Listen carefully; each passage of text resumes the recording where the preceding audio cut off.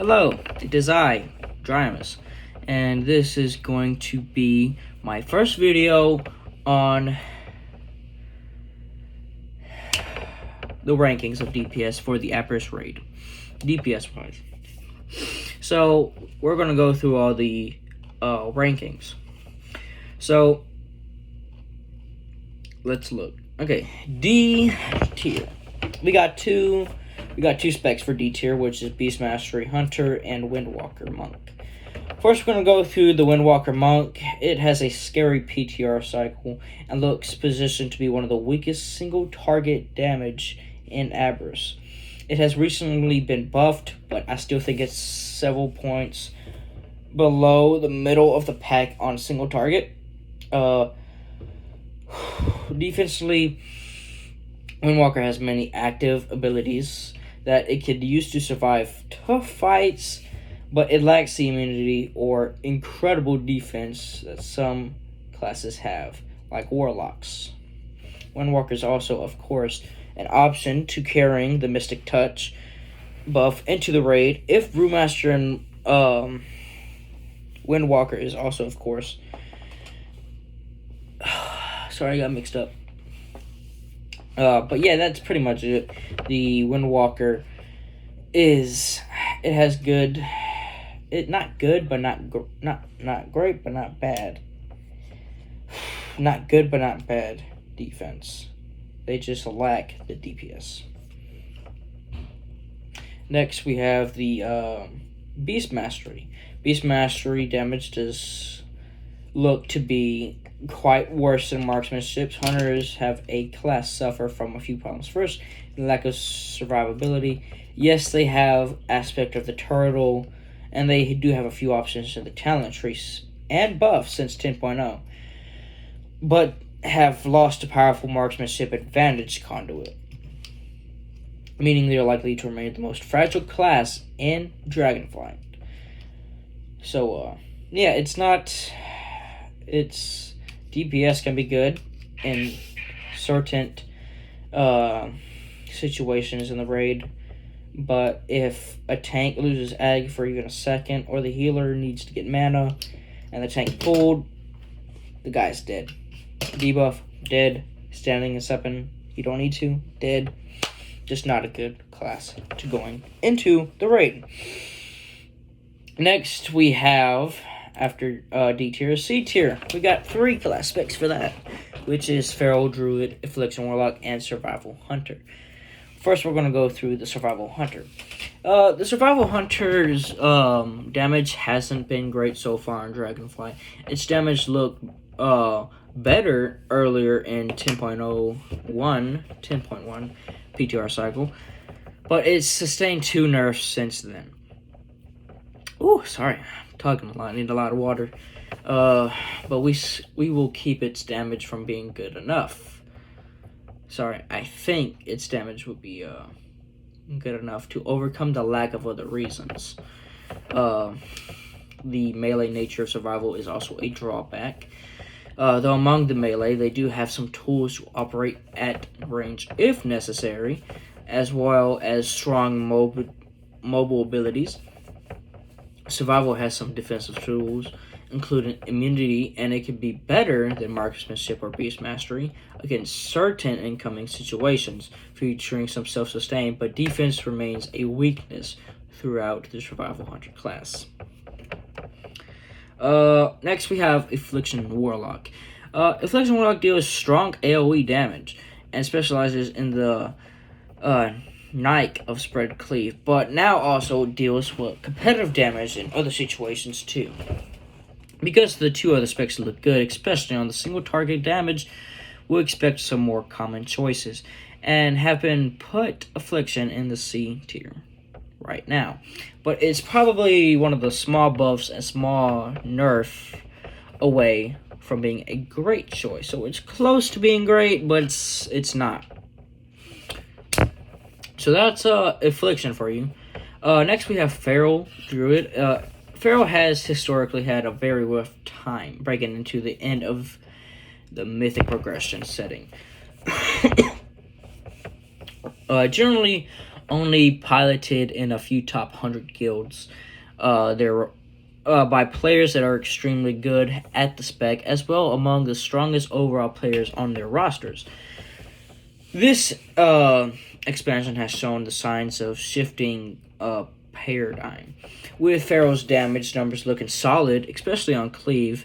Though they bring Mark of the Wild, it's likely that many raids will be interested in at least one Balance, Restoration, or Guardian Druid. As well, so it's unlikely that the Pharaoh Druid will be the sole carrier of the buff. Though, of course, if there is no other Druids, the value of the Pharaoh goes way up.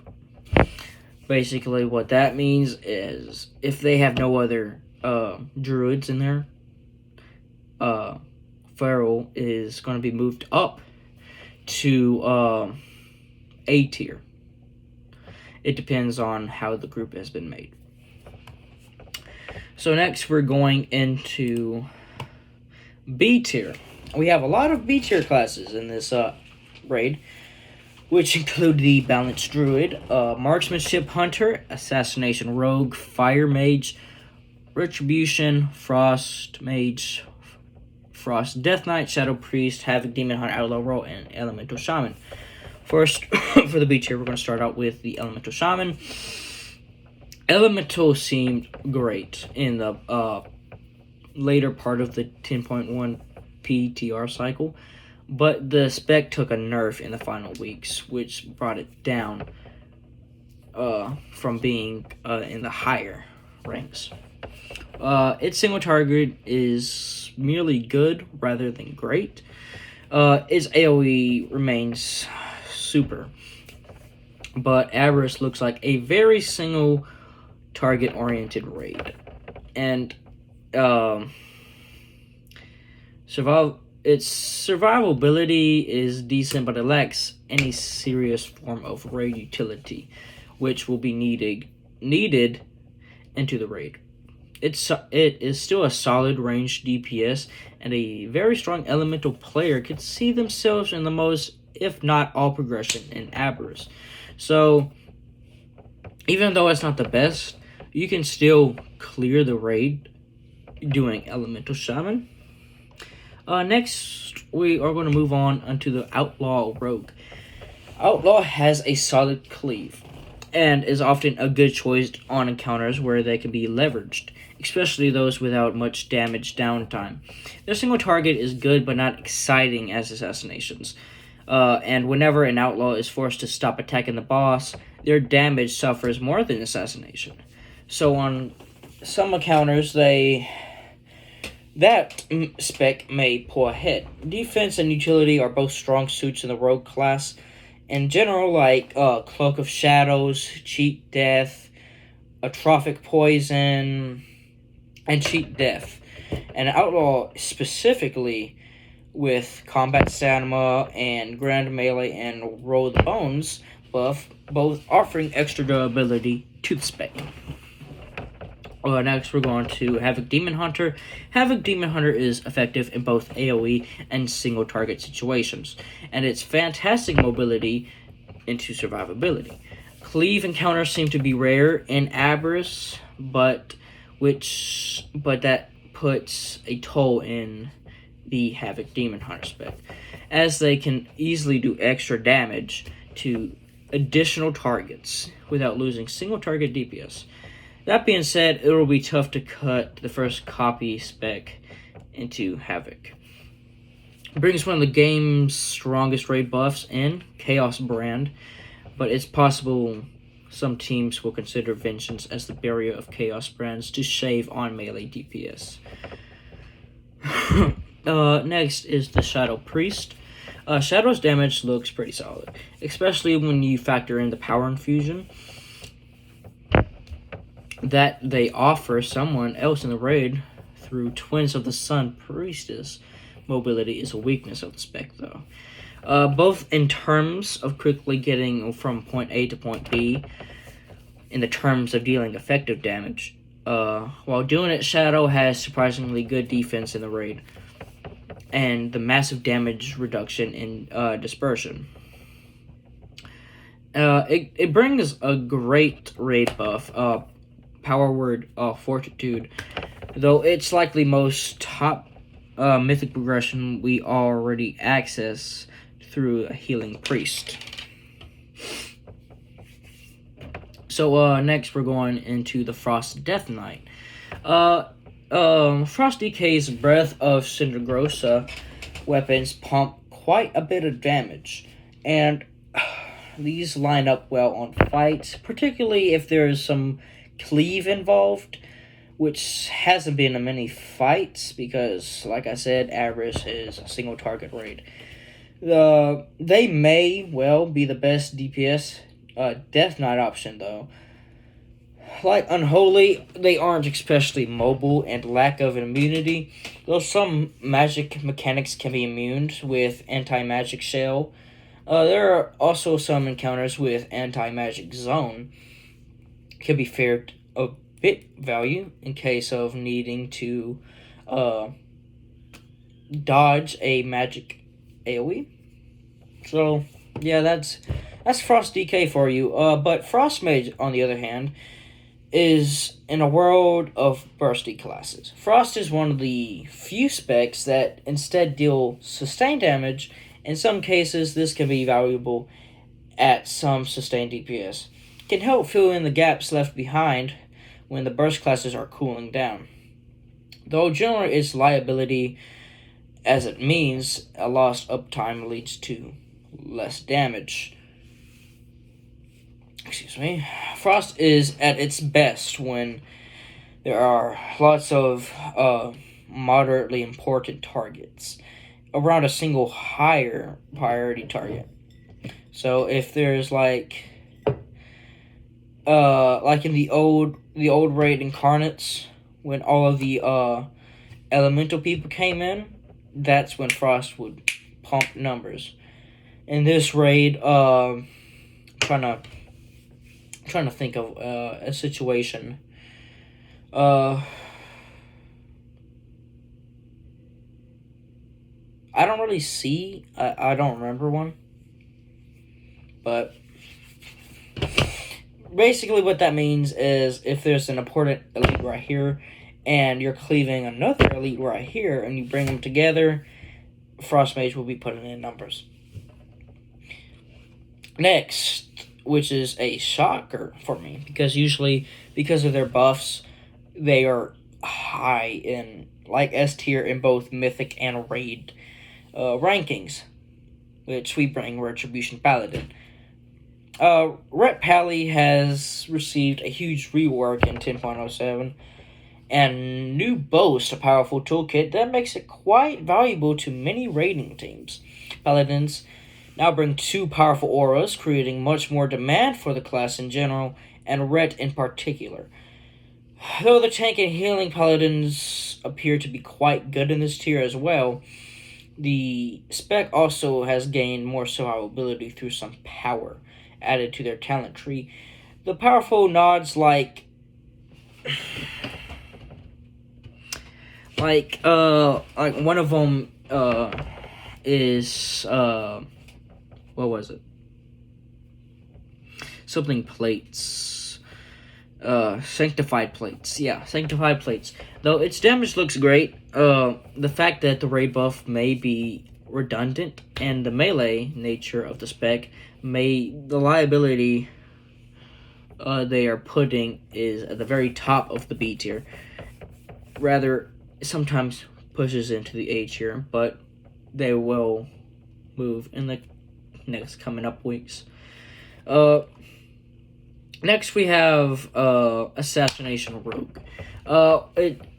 Assassination is not a bad carrier of this effect on most single target encounters, especially those where it's valuable execute damage. This is due to Zodic Recipe. Oh man, indigestion. An incredible powerful talent that activates when the target is below 35% health, often is the most valuable place to put damage in its hardest encounters. if an encounter features brief moments of AoE/cleave, which the last 2 bosses of the raid do, the assassination is the best. However, like all rogue specs, assassination has fantastic defense value through the class like Feint, Cloak of Shadows, and Cheat Death. So that is why that's a B tier right now. I need your help. Dude, I can't right now. I can't right now. Can I just open the door? No. I'm making a video. Go. Sorry about that.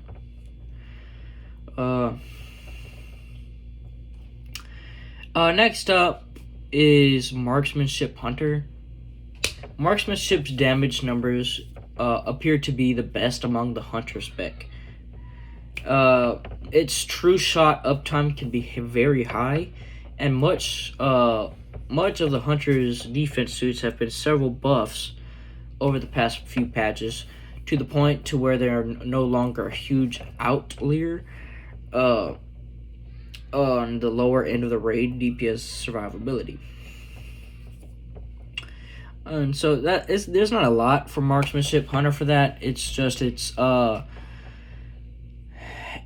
damage could be mid. It's mid in the raid in some encounters that include AoE. Is very good, but in single target it's right below very good. So that's why I've decided to put it in B tier. And the last spec for B tier is the Balanced Druid. This spec's progression-oriented kit has its historically put it in a position to be utilized quite well in the progression rating, and I expect that to continue to be the case for Aberrus. The Shadowed Crucible. Stampeding Roar, Nature's Vigil, and Innervate is 3 notable raid utilities for this raid.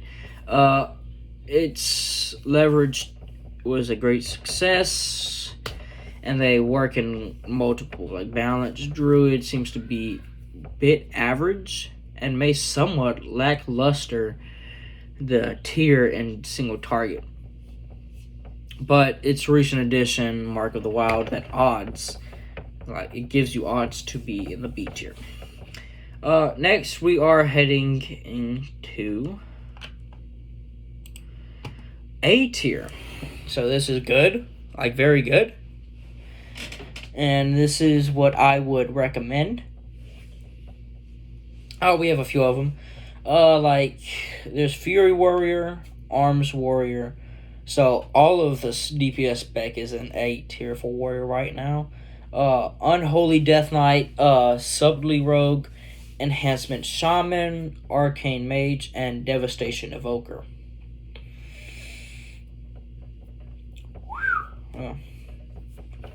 So first we're gonna go with Fury Hunter. Did I just say Fury Hunter? Fury Warrior. For fights, it's good both in AoE and single target damage. Fury can step in and deal effective damage in a way that Arms cannot. Though Fury lacks the damage immunity, they have incredible self-healing abilities, such as Enraged Generation, Bitter Immunity, Spell Reflection, and after that, you can put in Recklessness, Ravager, Spirit Bastion, and Avatar. Plus smaller windows every 45 seconds, Odin's Fury, and Titan's Torment. Next is Arms. Arms is one of the best of them. Because of its Wind Fury totem effect from the Enhancement Shaman, then it gets a very good buff. And to clarify, Wind Fury totem, it summons a totem for 2 minutes, and it gives 20% chance that the auto attack is to swing an extra time. and most of arms is auto attack abilities. So arms is awesome with the totem, but it's not that available. Their damage goes into the great to the good. Like survival, they need to choose between single target and AoE builds, meaning fights that reward both damage types are punishing for this spec. Like in the two bosses for this raid, Notharian and Scale Commander Sarkareth, they have stuff that come in that will need cleave and AoE. So basically, arms can be AoE and a single target in one build. It will either be a single target or AoE. So that puts an issue for arms. But as a warrior, it brings Battle Shout and Rallying Cry, which is a very good buff. Battle Shout attack power increased for an hour, and Rallying Cry increases health for nearby party members and including yourself.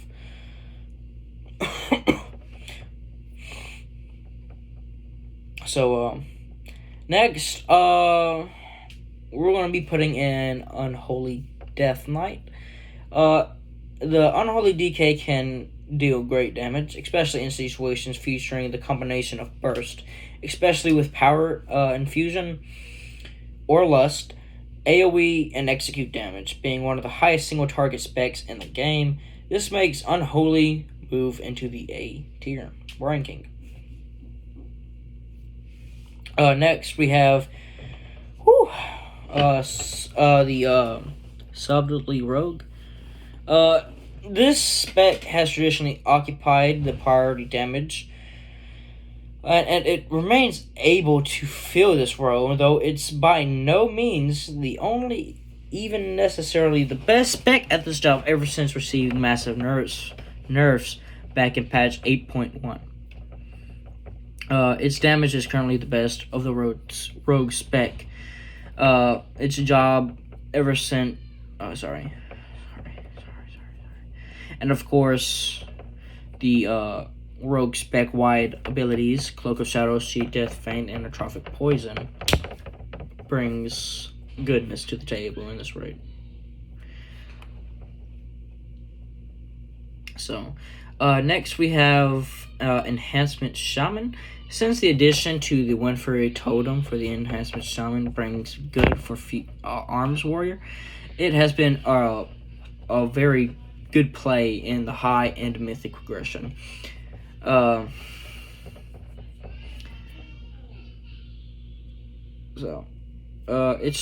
has strong defensive tools like Astral Bulwark, Spirit Wolf, Earth Elemental, and Brimming with Life. So that's why it's in the A tier right now, because of its defense. Sorry if you could hear that in the background. I got a little brother. Next we have Fire Mage. It's a great choice for encounters where mobility is the key, especially during execute with Searing Touch. It's is active. This makes a great choice to be a person aligned to handle specific mechanics, as they'll often choose to least damage doing so. With Cauterize, if talented, and Ice Block, they are also unlikely to die while out of range of healers or when a dangerous job. Because of this, fire is very good for this raid. Next we have Arcane Mage. Arcane has the best mage spec for the Vault progression, but it's taken some nerfs, and Fire and Frost have taken some buffs since 10.0, and the Arcane set bonus is a little awkward. That being said, its burst damage still is great, especially for fights reward burst damage. Arcane is a very high skill spec to be in the mythic progression. Excuse me. So, even it lacks Cauterize and Cold Snap benefits of fire and frost, respectively. Next, and the last of the 8 tier, is Devastation Evoker. Evoker lacks a powerful raid buff with Blessing of the Bronze. Yes, Blessing of the Bronze. Being largely forgettable, meaning the class does not have a guaranteed raid spot, but its damage has been great through the PTR testing cycle. With several nice buffs and talent revamps, it's worth it. That's why I put an A tier. It looks like this tier so far is going to be doing a lot of damage. So, you have been waiting for the S tier. Demonology Warlock and Destruction Warlock. The last 2 specs for the Warlock, they're both Warlocks. They're the best right now. Here's why. For Destruction is another great choice for Warlock specs. It's especially in encounters where it's not forced to do much. Like, it's one of those specs where you don't have to press a lot of buttons, and it's literally, you're doing awesome in the DPS ranks.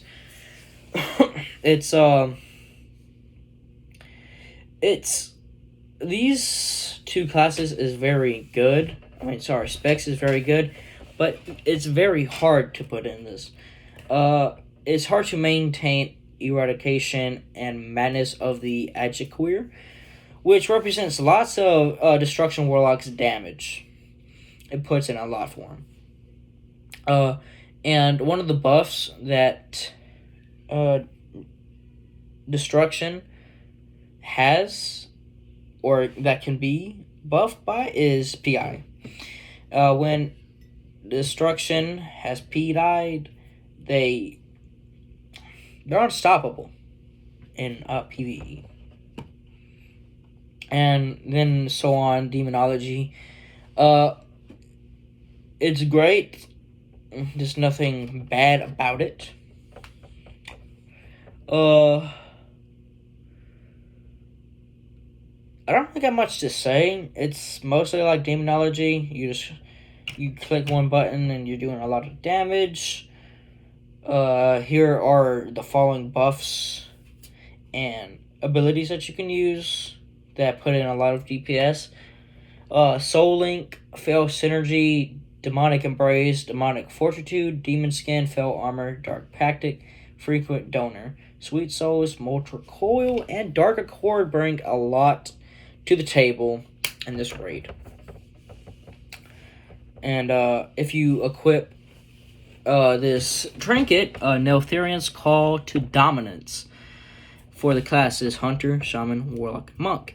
It casting spells and abilities have a chance to grant you a stack of Domineering Arrogance up to 10 stacks.